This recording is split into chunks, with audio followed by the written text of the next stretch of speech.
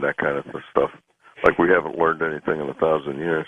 Yeah, well, also 1,000 years ago, a lot of the nobility of Europe gave all of their possessions to the church, and then nothing happened, and they wanted it back afterwards. Mm-hmm. But you can't get your life back. A lot of people committed suicide then too.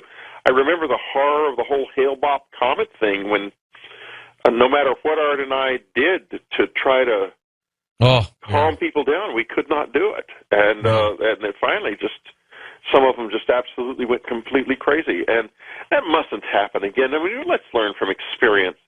A forum for how stupid.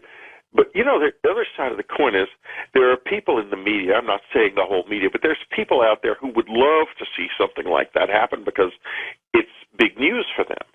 And, who knows who actually started that forum? Was it someone from some tabloid? Could have been. Yeah. Back in 1938, War of the Worlds, performing as a Halloween episode, scared the living daylights out of a lot of people. We've since learned that it could have been a huge research project funded by, in part, some of the Rockefeller money in order to just test people. What would they do? And Frank Stanton, the great CBS executive who was not at CBS at the time, I think was behind that too, as well as we talk about in our work, Journey to the Light. Do you think that this 2012 craze will get worse as we get closer to it, Bob Gleason? Oh, absolutely. All the great religions and mythologies and throughout history, they've had two things in common. They all have a Genesis myth and they all have an end time myth. And that Americans most of all, we are an apocalyptic people. Part of it comes from the evangelical tradition and the great awakenings of the 17th and 18th centuries, and that we really there is a part in the human soul that really does long for an apocalypse. And and I think that there are so many things. Something is in the air. There are so many, and not least of all is we're on the brink of a financial apocalypse. That we could wake up tomorrow morning and have a run on U.S. dollars and find that our currency is worthless. And that everybody's got this sense of what the hell is happening to Pakistan's, nuclear materials, nuclear weapons, and everybody just feels in their souls that something horrendous is when's that other shoe going to drop? And the 2012 has helped us to focus those anxieties. It's helped to. And it's not entirely. Whether you were talking about the negative aspects of it, which are obviously horrible, and people overreacting and panicking and doing self-destructive stuff. But the other side of it is if somehow we could wake up and start doing positive things. George, you've talked before about what can an individual do. It turns out there's a lot an individual could do. You could do things you ought to be doing anyway, like having lots of extra water, having lots of flashlights with bulbs in them, having a radio that's not dependent on electricity so you can get instructions, having food that's available, having elaborate first aid kits.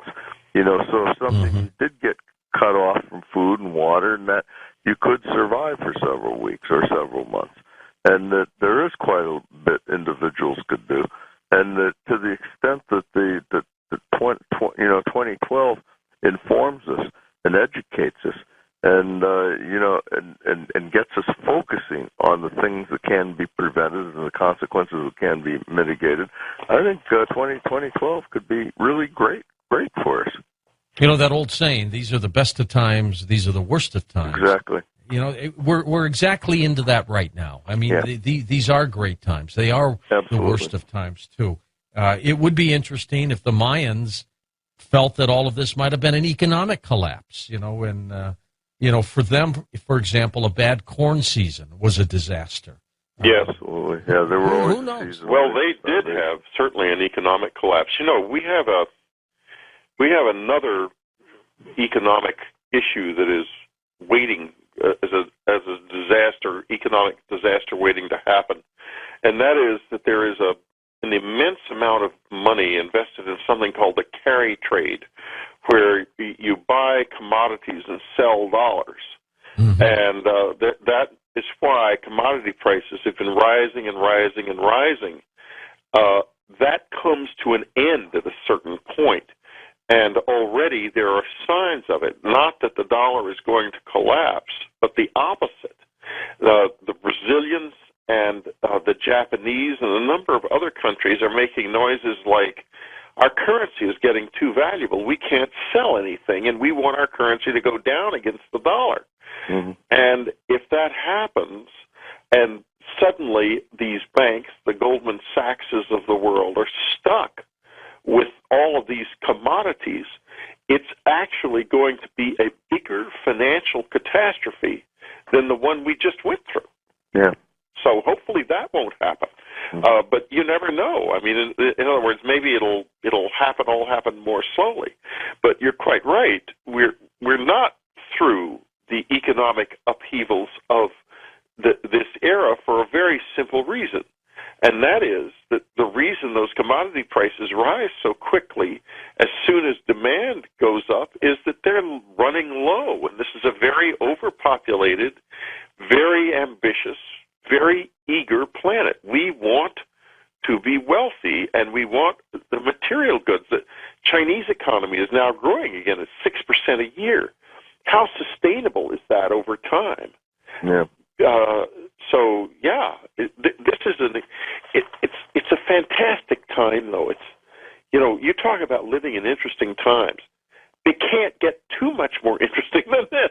No. Well, and Whitley, when I wake up every morning, the first thing I say is, "I made it," and then you go on and take on the day. And this you wake is up in the morning, time. George? Or you used to always wake up in the afternoon? No, I only get about 5 hours of sleep. You're amazing. I mean, George, no. I've known George now for a while, and you're always up. Yeah. Yeah, I mean, this is a guy with a lot of energy. Well, I feel the same way. I'm very energized by this whole thing. My deepest instincts tell me that you're dead right, Bob, that 2012 is going to be a time of upheaval and a time of change. But there's going to be food for the soul in this whole experience as well. When we come back, we'll take phone calls with both Bob Gleason and Whitley Strieber. And I should point out again that December 21st, 2012 is a Friday night, and we're going to invite Bob and Whitley to join us as well. I think I've invited about 25 people to be on the show by now. My producers are starting to shake their heads. But that's going to be a very special night. And so as we lead up to that date, which is a little more than 3 years away now, we'll have a number of guests on that Friday night on Coast to Coast AM. That's a promo. That's 3 years out. We'll be back.